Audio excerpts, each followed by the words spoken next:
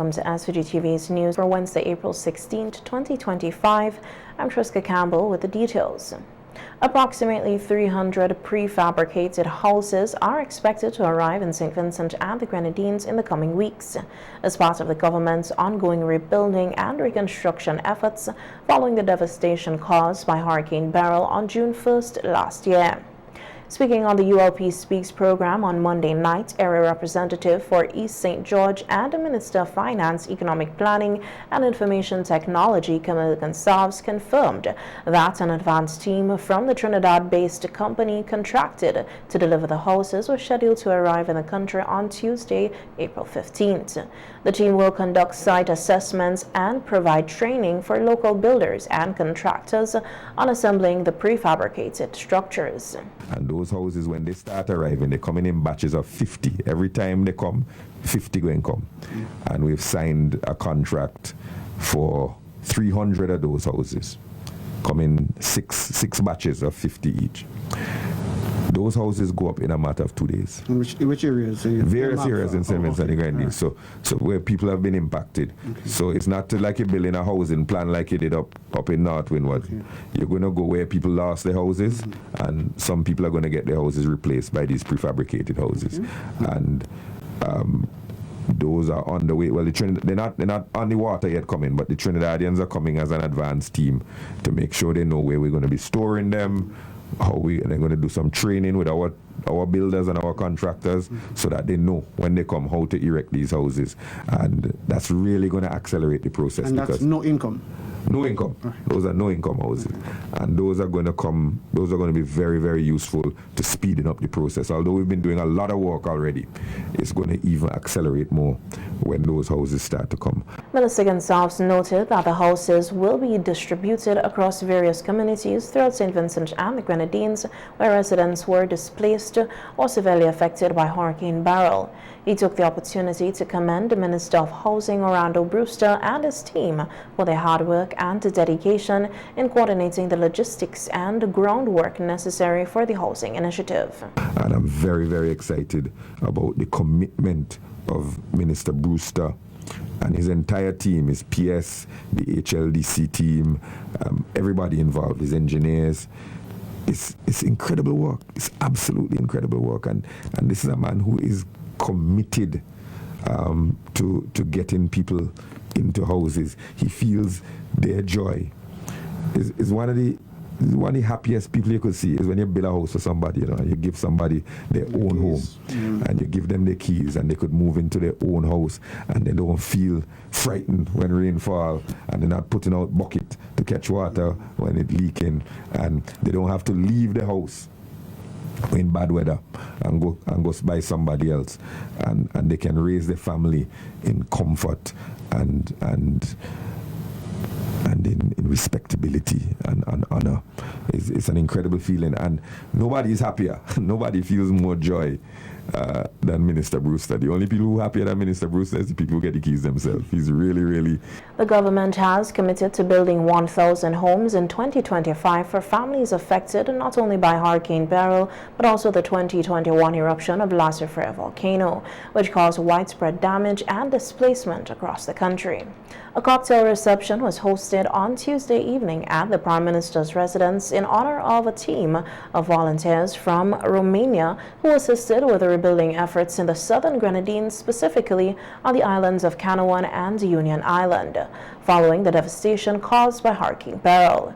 During the ceremony, members of the Romanian contingent were presented with tokens of appreciation from the government of St. Vincent and the Grenadines in recognition of their valuable contribution to the national recovery efforts.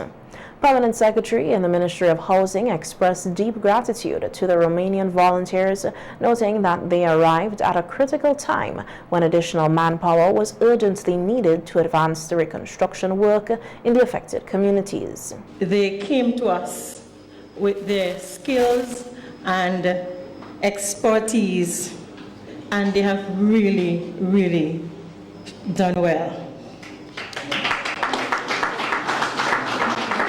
I've had the opportunity to visit Canouan and Union Island in particular, where they've worked post-burial, and I must say that I said they've done well already, but they have done exceptionally well. The high level of commitment and dedication to the work and the pace with which the work is truly commendable. They worked with a sense of pride, and that speaks volume. We at the Ministry of Housing are truly happy to have partnered with them, and we believe that the other persons of the Southern Grenadines are grateful that they came to their shows. Thank you for your labor of love and for all the joy that you have brought to the people of the Southern Grenadines. We trust that you were able to enjoy the islands and the warmth of the people. And as you look forward to go back home, we wish you will cherish those memories and the friendships that you have made. Prime Minister Dr. Afghan Salz also addressed the gathering, expressing heartfelt thanks to the Romanian team for their service, generosity, and spirit of international solidarity. Danny and his team, they get up very early in the morning and they start to work. And they don't stop until after nightfall. Just on and on and on. Now, what's some of the work which they did in Canawan? They helped us work on some government buildings. And they worked not only by themselves, but in conjunction with Bragsa and also with the Ministry of Housing. And in some areas, they worked by themselves. The facility, the square, there are many buildings which were done there, including the administrative center. They helped them on the police station. They have rebuilt in front of the waterfront. A lovely facility has been reconstructed, which was the Harbour Master's house, which is now a beautiful place where people taking the boat, the ferry, can go, and there'll be a bar and place where you can eat there. And they built a lot of shops out of, use the base, the containers, and they reuse a lot of old materials, including the old galvanized. Good ones. And they worked with the Port Authority, with Bragsa and Housing, on the port itself, on the wharf. You know, it is amazing what some imagination and creativity can do. The whole village area there has been transformed. It's a nice community place. The Prime Minister also extended special thanks to philanthropist Ian Weiss and the Golombino Bob team, who have also played a significant role in the post-hurricane rebuilding efforts in the Southern Grenadines. And when, a few days after Hurricane Beryl, he was in the southern, I was in Canawan, and I met him there. And he said that they are going to intend to spend somewhere between 3 and 5 million US in helping in Canawan. And I told him I was very appreciative. I told him, however, that I want him and Joya to come with me to Union Island. And we went to Union. And when he saw the devastation in Union, he said, Ralph, how are you going to deal with this? I said, well, I have a plan. But having brought you here and you've seen the devastation, I want to see if the extent of your appetite for involvement has increased. And out of that conversation, I got him up to a contribution of 25 million US dollars.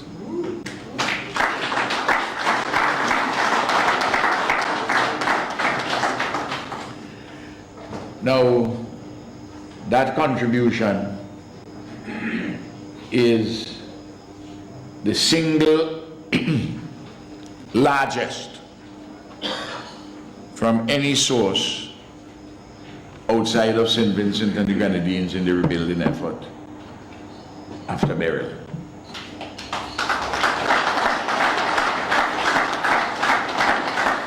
Of course, we borrowed more money than that from the World Bank. The single largest grant is from Ian Weiss and his Gumbalimba group. The evening was marked by warm exchanges, expressions of solidarity, and reflections on the collaborative spirit that has guided the country's recovery since Hurricane Beryl's impact. The Center for Enterprise Development, Inc., the CED, in a collaboration with the Caribbean Development Bank, the CDB, officially launched its development of a 5-year strategic plan project today at its headquarters in Kingstown. General Manager of the CED, Ronette Lewis, welcomed the initiative as a pivotal step in the organization's growth. She highlighted that the CDB's support in the form of a grant not only validates the work being done by the CED, but also helps to energize the agency's vision for the future. This grant comes at the most fitting time in our journey as we move to strengthen our institutional framework and chart a more focused and impactful way forward. For over 20 years, CED has remained committed to promoting entrepreneurship, strengthening MSME enterprises, and advancing economic empowerment across our communities. We have seen firsthand how the right guidance, resources, and partnerships can transform a simple idea into a thriving enterprise. This generous grant from the Caribbean Development Bank would allow us to have a comprehensive strategic plan, an essential blueprint that would guide us as we evolve to better meet the challenging needs of our broader economic landscape, as well as our stakeholders here in St. Vincent and the Grenadines. As such, CED is then able to effectively align our services with the evolving needs of micro, small, and medium enterprises, who are truly the drivers of innovation and economic growth here in St. Vincent and the Grenadines. Lewis further emphasized that with the backing of the CDB, the strategic plan will serve as a roadmap to build a resilient entrepreneurial ecosystem in St. Vincent and the Grenadines. A future where CED becomes an even stronger catalyst for economic development and resilience in St. Vincent and the Grenadines. These are all important factors, as we all can clearly see that the world is facing some unprecedented times, and times that would undoubtedly test our resolve. We in the Caribbean region, more than ever, have to implement new strategies of mitigation, integration, collaboration, diversification, and all other actions that are applicable in order to survive these times. But not only just to survive these times, we have to also thrive, for this has now become our new normal. We are especially grateful to the Caribbean Development Bank, not only for this financial investment, but for their continued support and commitment towards strengthening our regional institutions and fostering development in the Caribbean. They are truly a beacon of leadership in action in our region. To our partners, staff, and community stakeholders, your voices will be central to shaping the strategic plan. We look forward to engaging with all of you as we chart a way forward. Also addressing the gathering was Lisa Harding, head of the private sector division at the Caribbean Development Bank. She underscored the CDB's long-standing partnership with St. Vincent and the Grenadines, grounded in a shared commitment to sustainable and inclusive development. Our own response, our country engagement strategy for St. Vincent is closely aligned to this vision and focuses on key development levers, including climate-smart agriculture, agribusiness development, and the growth of micro, small, and medium-sized enterprises, all of which are vital to unlocking inclusive prosperity. Mrs. Lewis just spoke about the changing face of business and the changing world that we are forced to adapt and thrive in. And I think that, I would underscore the same sentiment.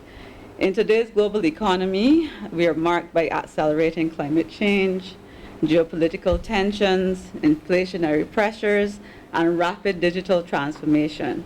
And that makes resilience not a choice, but really a necessity. For small island development states like St. Vincent and the Grenadines, building resilience must extend beyond infrastructure and must include productive resilience. Really, that speaks to the ability of businesses to adapt, compete, innovate, and thrive in a volatile global marketplace. Harding noted that micro, small, and medium-sized entrepreneurs, or MSMEs, are essential to the transformation of any modern economy, particularly as they contribute significantly to employment, innovation, and value creation. However, she emphasized that for MSMEs to thrive, they require an enabling environment that supports innovation, promotes entrepreneurship, and creates pathways to new sectors and export markets. What we really see as a tool designed to reposition CED as a catalyst for transformation in the Vincentian MSME sector. This plan is not just a roadmap, it is a reimagining of CED's role, as I mentioned before, in this rapidly evolving economic landscape. Based on the terms of reference and what discussions we have had, the plan would not only expand CED's reach beyond traditional advisory services to include emerging growth sectors like renewable energy, digital innovation, and the creative economy, but it will also seek to embed climate resilience, sustainability, and advocacy at the heart of MSME development.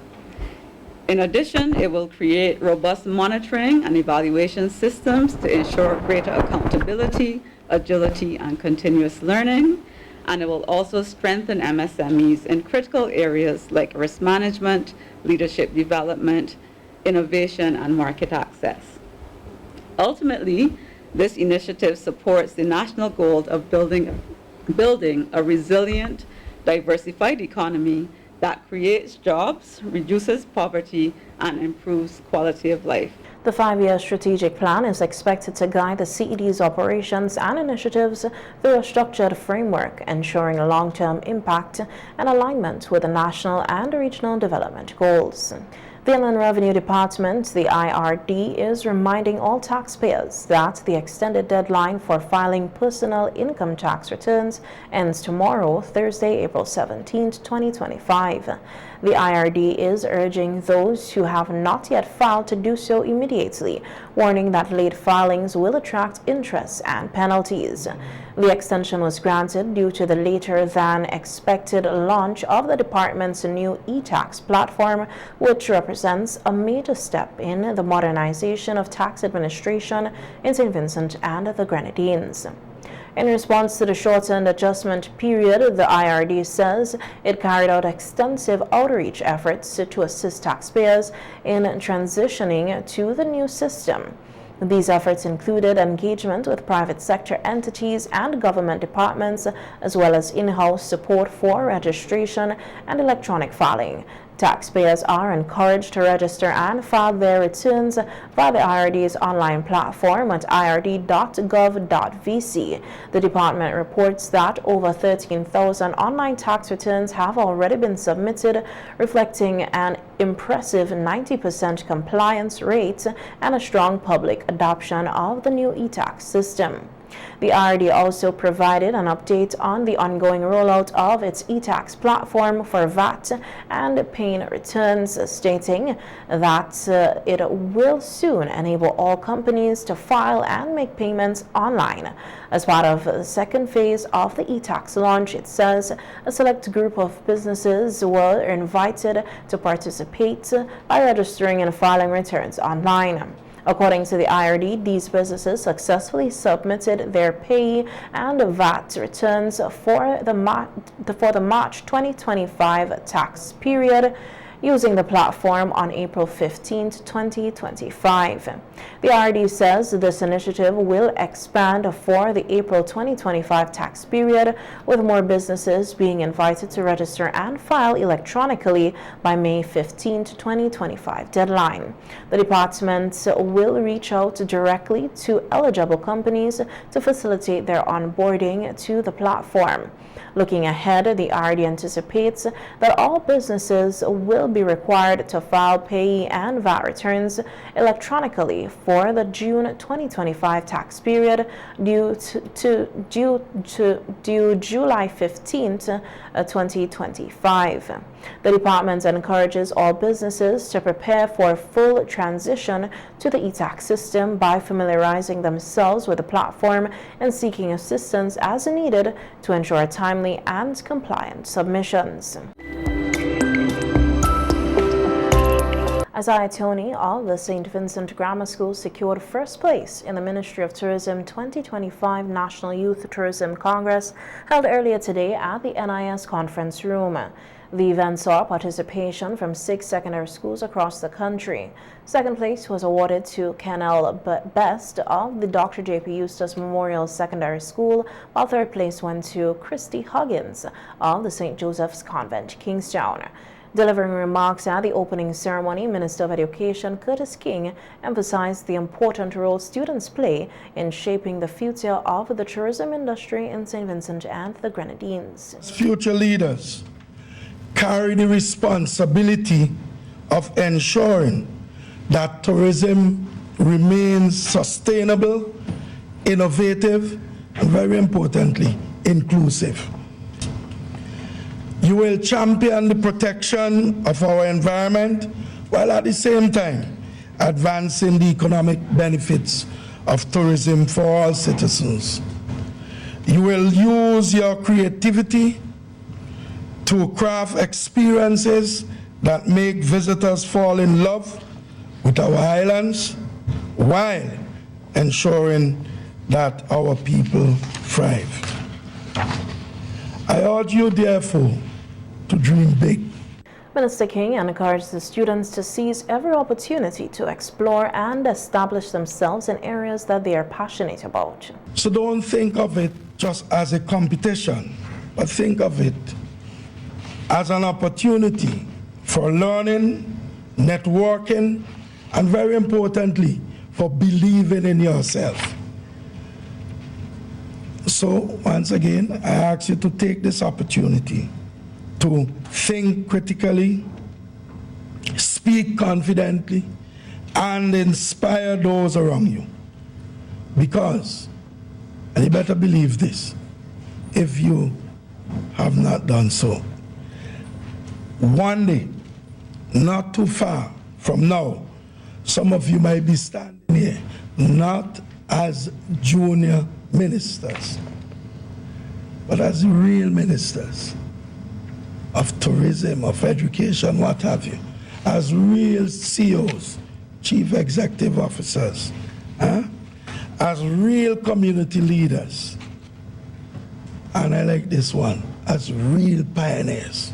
Permanent Secretary in the Ministry of Tourism, Dr. Tamira Brown, also addressed the gathering, underscoring the importance of sustainable tourism practices and commended the participation of the students in the National Youth Tourism Congress. I want to assure you that it will grow with your ideas, your presentations, and your contributions. So there is a place for you beyond the here and now. You are the future hotel managers, digital marketers, tour operators, marine biologists, environmental planners, and cultural curators. You are the ones who will design the experiences that make persons say, whoa, I can't wait to come back to St. Vincent and the Grenadines. And don't sleep on sustainable tourism either. The world is changing. People are now looking for destinations that place a premium on protecting the environment, celebrating local culture, and making an overall positive impact. Upon winning the 2025 National Youth Tourism Congress, Isaiah Tony of the St. Vincent Grammar School said he's open to exploring a career in the tourism industry, even as he maintains a strong passion for science. Yes, it is definitely a consideration that I have to take, but I do really enjoy the sciences, so I'm wondering if I could maybe find a career path that can merge both. I'm feeling extremely proud to have represented my school and displayed the excellence which Mr. Sam always speaks about. Lent became popular during the Middle Ages, said Reverend Otis Nichols, Dean of the St. George's Cathedral, during a discussion on NBC Radio this morning about the significance of the Lenten and Easter period. Reverend Nichols emphasized that this season serves as a time of reflection and repentance, reminding Christians of the sacrifice of Jesus Christ. Lent became a period of solemnity and austerity. And the idea of giving up something became very popular in the Middle Ages. And it continued as the church found its way into these parts. But essentially what it is saying to us is that we must find ways whereby we show our dependence on God. So fasting, which is the term we use within the church when we speak about persons giving up stuff, is essentially about reminding us that regardless of what we have around us, we must find ways to show that we are not dependent on those more than we are on God. And so in Lent, as we seek to focus on the sacrificial aspect of Jesus, we too, as individuals and as church, seek to reflect that in the things we give up. Lent, a 40-day period beginning on Ash Wednesday and ending on Holy Saturday, is observed by many Christian denominations around the world. It commemorates the 40 days that Jesus spent fasting in the wilderness, during which he endured temptation and prepared for his ministry. Reverend Nichols added that Holy Week, the final week of the Lent leading up to Easter, is a particularly sacred time in the Christian calendar. Again, Holy Week in and of itself is an event that seeks to zero in on different aspects of Jesus' last week on earth. And so the Wednesday is the day of dread, basically, where all of the things that is anticipated for him is there in stark contrast. And then Thursday, or Holy Thursday, Monday, Thursday, this reflects on the Last Supper.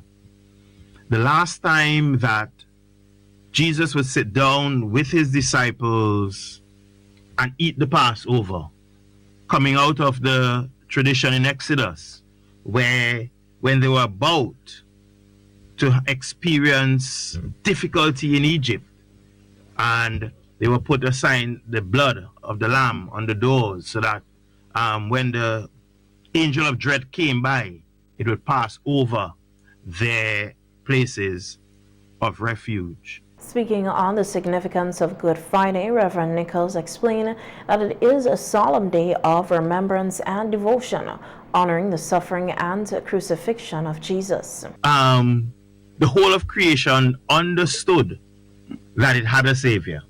And that's the goodness of it. But Good Friday itself is life. And so for us to go through it, we have to understand people's living. How do you cope with and deal with the betrayal of a friend. Because in fact, that is what Judas was. I mean, he was one of the selected 12. So how do you deal with that?